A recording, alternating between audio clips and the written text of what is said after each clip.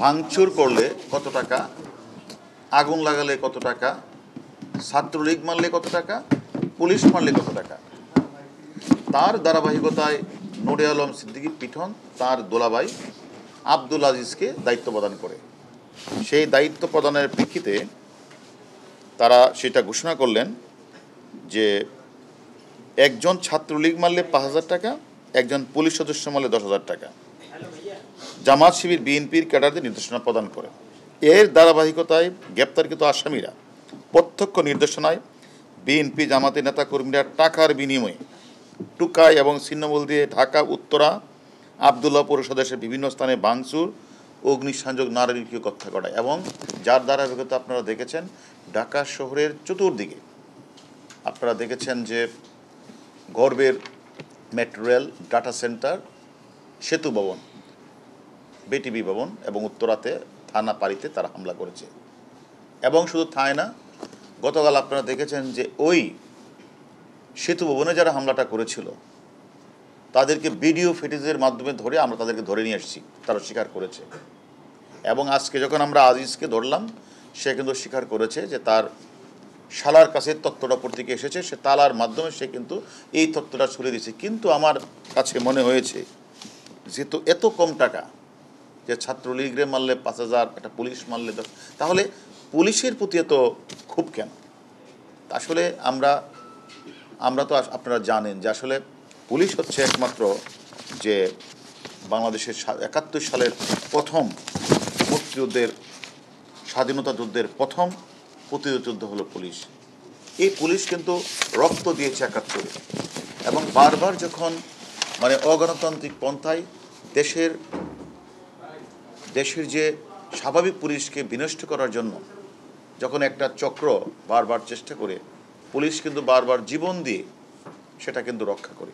যেটা আপনারা দেখেছেন 12 সাল, 13 সাল, 14 সাল, 15 সাল অনেক পুলিশ সদস্য রক্ত দিয়ে, জীবন দিয়ে তারা কিন্তু যারা চেয়েছিল আইন শৃঙ্খলাকে অবনতি করে দেশকে অকার্যকর রাষ্ট্র পরিণত করে তারা স্বাধীনতা বিপক্ষের একটা শক্তি ক্ষমতায় বসা যেন প্রকারে, কিন্তু সেটা কিন্তু বাংলাদেশ পুলিশ বারবার স্বাধীনতার পক্ষে এবং বাংলাদেশ পুলিশ একটি গণতান্ত্রিক নির্বাচিত সরকারের বিরুদ্ধে বারবার তারা যে হামলাটা করে, যারা সাধারণ মানুষকে, গার্মেন্টস শিল্পীকে নষ্ট করে এবং বিভিন্ন রাষ্ট্রীয় স্থাপনাগুলি, বেসরকারি স্থাপনাগুলি নষ্ট করে, সেটার বিরুদ্ধে কিন্তু পুলিশ সবসময় কাজ করে। তাই তাদের কাছে এখন পুলিশ হয়েছে টার্গেট, যে পুলিশকে যদি ডিমোরালাইজ করা যায়, পুলিশের মনোবল যদি ভেঙে দেওয়া যায়, তাহলেই একমাত্র সম্ভব এদেশের স্বাধীনতার পরাজ্য শক্তি তারা যে জামাত শিবির চক্র এবং তাদের বিএনপি তারা যে তাদের ষড়যন্ত্রটা সফল হবে। এই মানসিকতা নিয়েই কিন্তু তারা বারবার 28 অক্টোবর আপনারা লক্ষ্য করেছেন তারা কিন্তু পুলিশকে হামলা করেছে, আমাদের পুলিশের সদস্যকে তারা হত্যা করেছে, পিটিয়ে হত্যা করেছে এবং তারা আমাদের পুলিশ সামনে যে পুলিশ হাসপাতাল সেটাকে ভাঙচুর করেছে, প্রধান বিচারপতির বাসভবনকে ভাঙচুর করেছে। এই চক্রটা কিন্তু এবার দেখেছেন এরাই আবার এই স্বাধীনতা বিরোধী এবং বিএনপির কিছু দোসর তারা মিলে কিন্তু আবার আমাদের বিভিন্ন স্থাপনা, পুলিশের স্থাপনা এবং আমাদের কয়েকজন পুলিশ সদস্যকে ঝুলিয়ে তারা হত্যা করেছে। এইটা কি কোনো সভ্য দেশের মানুষের পক্ষে সম্ভব? কারণ তারা এই রাষ্ট্রটাকে ব্যর্থ করতে চায়, অকার্যকর করতে চায় এবং স্বাধীনতার যে স্বপ্নের যে সোনার বাংলা যে লক্ষ্যে এটাকে গঠন করতে সেটা থেকে তারা পাকিস্তানি কায়দায় আবার নিয়ে যেতে তাদের অপচেষ্টা। আমরা বাংলাদেশ পুলিশ সবসময় 71 সাল থেকে শুরু করে এ পর্যন্ত যতগুলি আন্দোলন হয়েছে একটা নির্বাচিত সরকারের বিরুদ্ধে, আমরা বাংলাদেশ পুলিশ কিন্তু আমরা কঠোর হস্তে দমন করার চেষ্টা করেছি। আমরা মনে করি এবারও যারা ওই 10,000 টাকা আর 1 লাখ টাকা যাই দেন, পুলিশ তো সস্তা না।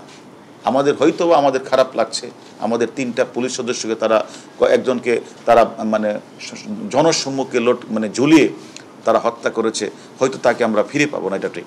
বাট আমাদের এই পুলিশ সদস্যকে যারা হত্যা করেছে তাদের প্রত্যেকের নাম নাম্বার আমরা পেয়েছি, তাদেরকে আমরা আপনাদের কাছে কথা দিচ্ছি যত দ্রুত সম্ভব তাদেরকে ধরে এনে আমরা আইনের আওতায় দাঁড় করাবো।